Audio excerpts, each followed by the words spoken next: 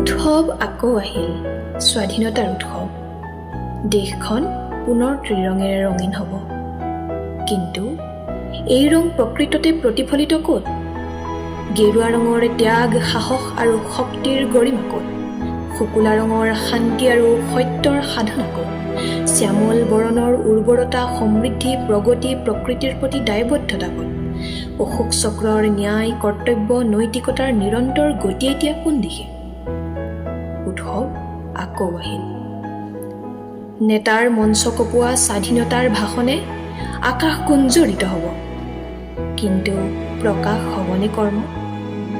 নাৰীৰ বুকুত আচৰি খিকিন্দালি কৰা কাপুৰুষবোৰেও বন্দে মাতৰম ধ্বনি দিব। মাতৃভূমিৰ বুকুৰ পৰ্বত, পাহাৰ, নদীত আৱৰ্জনাৰ বিষ ঢালি দি ভাৰত মাতাকি জয় ধ্বনি দিব। কাৰোবাৰ সপোন, চিন্তা, সন্মানক আঘাত কৰা সমাজখনে সমতাৰ শ্লোগান দিব।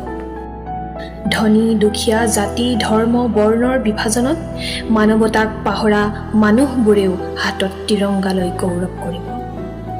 মহিলাৰ স্বাধীনতাৰ সীমা নিৰ্ধাৰণ কৰা প্ৰত্যেকজনেই স্বাধীনতা উদযাপন কৰিব।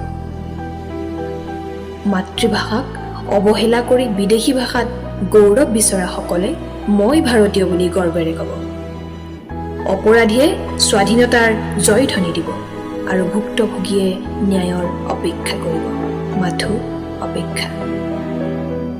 শ্বহীদসকলক সোঁৱৰো, কিন্তু তেওঁলোকৰ আকাংক্ষিত স্বাধীনতা আজিও যেন অপূৰ্ণ।